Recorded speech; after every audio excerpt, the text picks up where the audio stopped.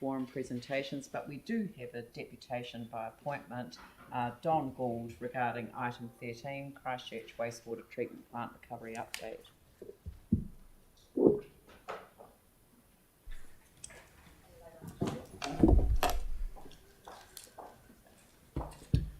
Kia ora and welcome. Thank you. Good morning. I'll keep this brief. I've just popped in to give a little bit of an update on some of the community action that we've sort of been forging ahead with online. We've set up a Facebook group over the weekend in an effort to pull some of the social media content out of some of the other online groups, and also to be able to provide an easier channel for some of the community who are keen to engage to find out what's going on, comment, and just share their feedback. We've also set up a bit of a website, which is basically just a dumping ground for putting interesting information, links, or there is a bit of a help page there where we've started to build a bit of a community response.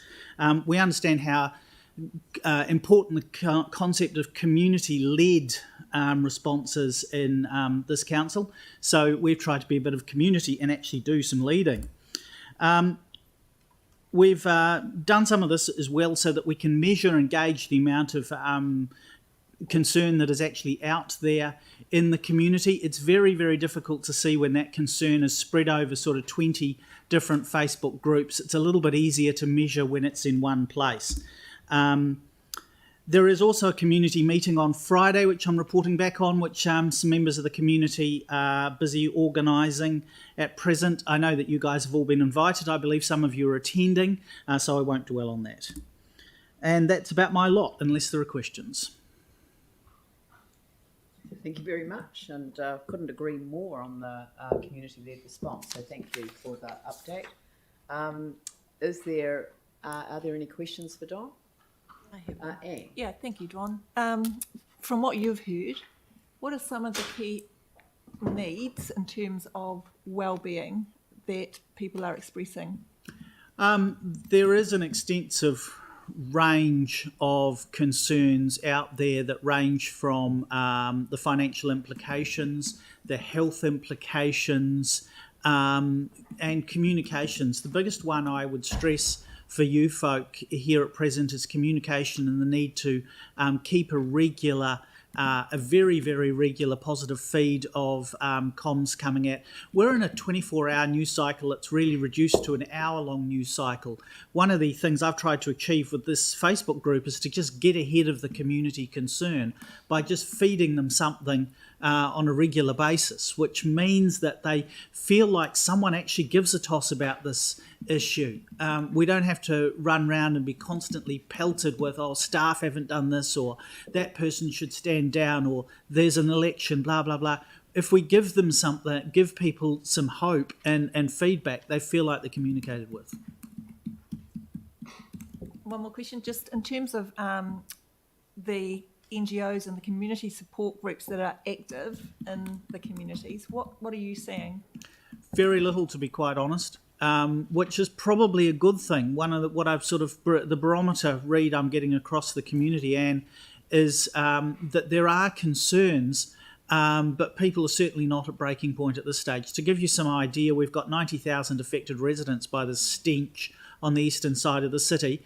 Some people had a really good go at drumming out awareness of this issue over social media over the weekend, and all we've vacuumed up is just under 1,000 participants in a Facebook group, which in some respects is a positive sign that the community certainly isn't breaking at this point, but it is also a good indication that we have to keep our foot on the gas in responding to this. You folk conceded in this chamber last week that the ball was sort of a bit dropped.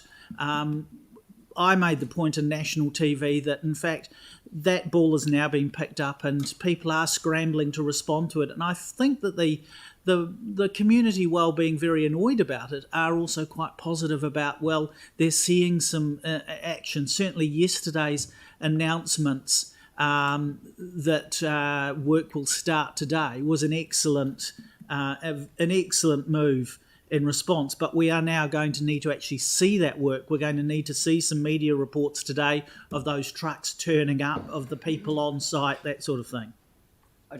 I don't want to go ahead of the presentation, but I think when you watch the presentation, that the site setup is one thing. The actual, because you've got to build a ramp up to even the first one to start taking the stuff out.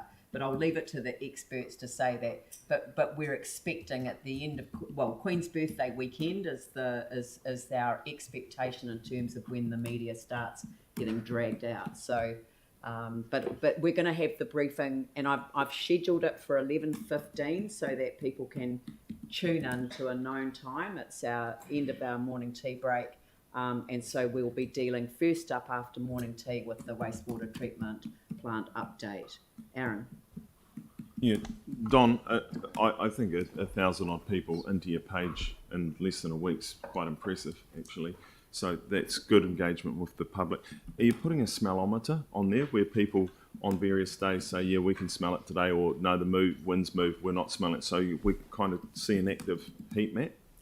ECAN has actually done an outstanding job of actually providing a really robust tool to do that.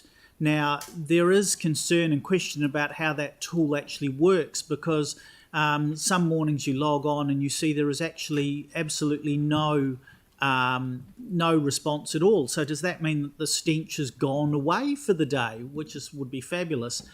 However, the tool appears to, and I haven't spoken to ECAN, so I don't know exactly how it works, but how it appears to work is that previous reports after about 24 hours drop off that tool.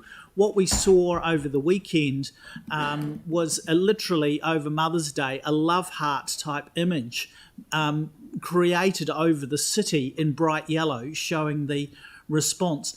To me, what that says isn't necessarily that there's a bigger problem than there was on Saturday. It says that the community is becoming more engaged and more concerned around this issue, so they are stepping up to make that reporting. However, at the same time, people don't have all day to sit there and just load up the Smell app, choose how intense they think it is, check their address is correct, check the time is correct, select the option to say what kind of smell they think they can smell, add a comment, and then click OK to send it off to the report. It would certainly be interesting to get some feedback from ECAN about exactly what that data is saying day by day. But I think that really, as you've seen in my presentation this morning, I've got some metrics coming off the website which have shown very little actual pass-through from social media through to the website, which gives you a really good indication. If people are really concerned, they'll follow links and be hungry for information. If they're just bothered about it at the stage and annoyed at the lack of action they perceive, then those are different things. So there are lots of measures that are going on at present which sort of feed into my response this morning. Yeah, that's actually really good feedback. So thanks for that, and thanks for setting this up and doing it. And one last thing, your wife Joanna presented the annual plan. She did a great job, and I just want to know her secret for getting you not to say a word for an entire deputation. Very harsh, very harsh. Through the chair, may I respond to the member? Oh, I think you should. I think you should ignore it as I have.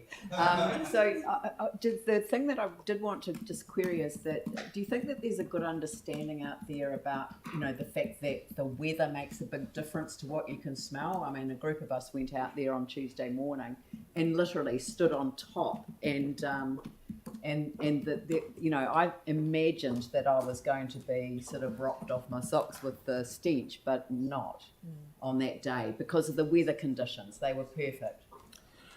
Leanne, yes, the general public, I think, do understand that the prevailing winds impact this issue quite significantly. It's more the rain and the drying out. So it's rain followed by hot days. That's the issue, because it creates that real rotten stench of the degrading by filter. Well, thank you for sharing that view. It's not one we currently agree with. Oh, okay. Interestingly, this is part of the reason why we have been pushing for council to immediately make the air quality testing information available in detail to the general public, because there are scientists out there who are capable of interpreting that information and forming questions around it. One of the questions we have currently is one of those really, really, really stinky gases isn't actually visible through the entire plant. It doesn't become particularly visible, and it's at a measure of 107 parts per billion currently. It can be detected, according to your report, your advisor's report, at 2 parts per billion. So it is 50 parts per billion higher, 50 times higher rather than the detectable level. And that is coming out at the outfall actually into the ponds itself. And that's one of the things that is most smelly at present.